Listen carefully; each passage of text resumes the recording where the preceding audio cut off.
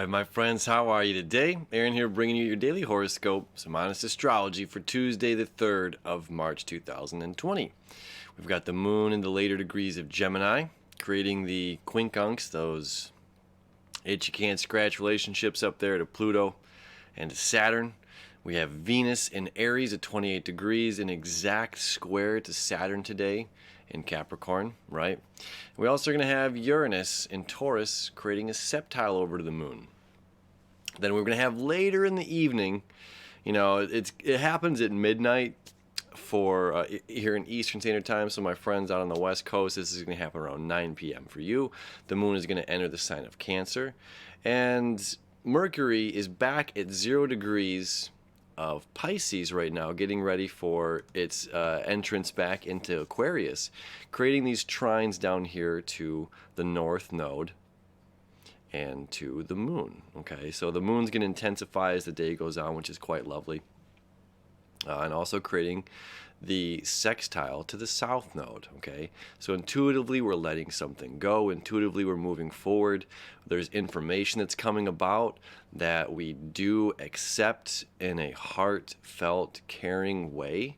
Okay, we are compassionate about whatever information we are receiving. This information is certainly breakthrough. This information has the ability to change our daily lives. Literally, okay, especially because we have these quincunx here to Pluto and a quincunx later on in the evening to Saturn. Yeah, right there. Okay. Now as well, let me go back just a couple hours. Oh, where'd it go? Oh, maybe it's forward. There it is. So later in the evening as well, the sun begins to septile to Pluto. Okay. This is really great. This is adding to our very transformational kind of a day. Okay, so at first it was septile to Jupiter. Okay, which is about expansion of ourselves. Again, how we govern ourselves, the laws, the orders, our daily discipline, our structure, right? So now we're really starting to change and transform our lives, being more intuitive, going off of the cuff, listening to the creative, intuitive pull, that's coming from outside. That's a funny thing to say, coming from outside but yet inside, right? As we're dealing with Pisces here, it's like the universe is within me, is inside. You know what I mean? Yet I'm inside of the universe is in me. That all one connectedness thing. So there's a great sense of change and transformation in our lives. There's a sense of something is ending, okay? And really hitting hard the Venus square to Saturn, okay? So Saturn, again, home, it's almost at 29 degrees, which it will be for a good chunk. The last 2 degrees, the last degree especially, is the most, it's like the 90%. And then when we get to the last 10%, it's the most difficult, most challenging part of the job. The beginning, the initiation, the start of it almost is sometimes easy compared to the finishing that last bit of the race, right? So the beginning would be Aries. And Venus is just like moving forward. There's a sense of I want, I need, something for myself. Again, there's this, Chiron and Venus both together in Aries, reminding ourselves, like, hey, just to absolutely love ourselves for who we are, and to recognize that we are the boss. Capricorn, Saturn, this is the boss mentality. This is the kings and queens. This is the top dog, Capricorn is the top of the zodiac here, and it takes a long way to get to this. And then we have our breakthrough and oneness, the ending of the journey before we begin again. So Capricorn is looked at as the boss, okay? And a great sign of manifestation, truly, because it's just like whatever you want, you can will into your existence. You can will into this physical reality, as Saturn and Capricorn deal with the physical laws of nature, right? And Mars being exalted up here in Capricorn, saying, yes, I can, the little engine that could. I think I can, I will. So we have Venus saying, I want. and it's creating a square to Pluto, creating a square to Saturn. It's still 8 degrees. It's still creating a square even to Jupiter, right? And that's a little looser, but nonetheless, this big dog here, Saturn. Wait a second. Wait a second. What do you really need to start this race? What does one need right now? What are luxuries? What are necessities? Yeah. And again, reminding ourselves that whatever we're dealing with right now, as Chiron is squaring the south node, Chiron squaring the north node, to be caring for ourselves, to be truly caring, to let go of, again, that idea that I have to look or be a certain way, right? Truly embracing who we are, loving ourselves right now, healing the wounds of thinking that we're not good enough, that we're not smart enough, that we're not capable enough, we're not something enough, handsome enough, pretty enough, honorable enough. I don't know. I mean, whatever is going on in our lives, you are enough. You are perfectly you, perfect yet ever expanding, in a perfect yet ever expanding world. So this is important times right now, and to recognize our own strength. Yeah, we're very strong, each individual. We're extremely strong people, and recognizing and owning that strength, owning that boss, owning that crown that we have to wear every single day, whether we see it or not, whether the other people see it or not. There's a certain responsibility, self-responsibility, right? That we must obey. We must obey. Again, these are our own governing laws and how we choose to act. The whole world can be terrible to one another, and in certain ways we do see that.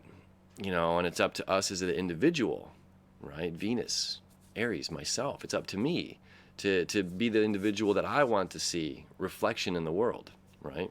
And to not look at my own wounds, my own shortcomings as faults or failures, but as my beauty.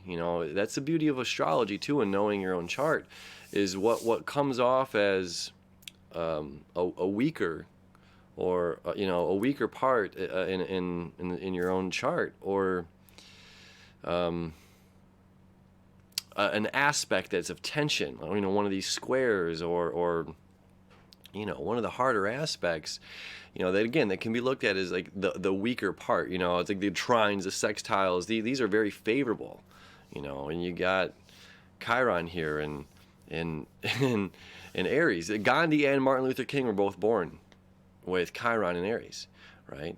So you have this idea of I'm not enough, and we certainly are, and we turn those quote unquote weaknesses around to become our greatest strengths. Yeah. So this is a time to do that, especially with this Venus squaring Saturn. It's a time to recognize, hey, I can, and I am. You are.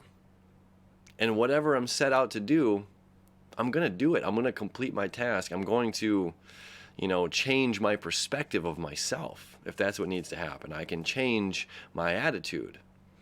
Yeah. I can, here's a fun thing.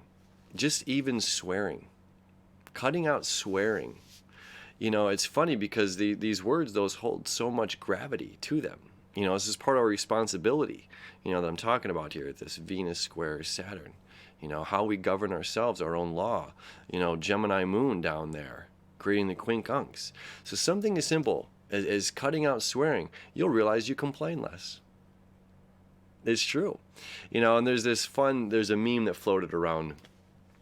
It's probably still floating around, but it says, try to get the entire day without complaining, but just being grateful in gratitude, and watch your life change. And it's a mental note. Again, the moon down there, it's an emotional need down there in Gemini, about information. Can I do that? Can I truly get through a day without even thinking of swearing? Not just coming out of my mouth, but cursing someone in my own head, or not cursing someone in my, what I'm saying though, swearing out, whatever, or complaining verbally or internally. Can we do that? Can we allow ourselves permission to do that? And if we slip up, to not to get down on ourselves, but bring it as awareness, to keep, all right, it's a fun kind of game, and it can be extremely life-changing. So this is an interesting day. This is interesting times right now where we're dealing with a lot of life-changing energy that's going on in the year of 2020. And again, this sense of maybe abandonment or loss, betrayed, for being who you are, betrayed by a higher source, by a higher power, we raise our fists in anger, and it's just like, we are here, we are present, we are allowed, we are welcomed, we are meant to be, we are beautiful individuals that we are. And even if everything around us is falling apart, we can be, that one house that maintained its qualities, that maintained its composure, the one individual, while the world is falling apart, that maintained a place of peace. So using these energies that can be harsh or destructive as a great strength, to make us stronger, and not to be stronger in armor, but internally, in our hearts, in our words, in our impeccable nature, and how we're communicating with others, and how we're treating others. Yeah. So it's a really, really powerful day, powerful week. Getting, tomorrow, Venus moves, Mercury moves. A lot of movement coming up, again, a lot of life-changing stuff. So it's really honoring oneself during this time and saying, who was I as a child? Who did I see myself that I wanted to be? Who did I want to grow up to become? Am I that person? Am I better than the person I had hoped I was going to be as a child? I'm sure it's a windy road, right? I wanted to be an archaeologist, and then at one point I was just like, I think all the dinosaur bones are going to be dug up by the time I'm that age. But so it's a windy road, a lot going on in our lives, but we have this sense of like coming back to our nature, instinctual nature, self, and saying, who do I want to be? Who do I want to be, regardless of outside influences, regardless of the outside world, and tapping into the higher self, that influence, the intuition, the guidance, our internal guidance system, and really allowing ourselves this space to create the change in order to be who we fall in love with being. Yeah. What a great day. All right, my friends, thank you as always. We'll see you tomorrow.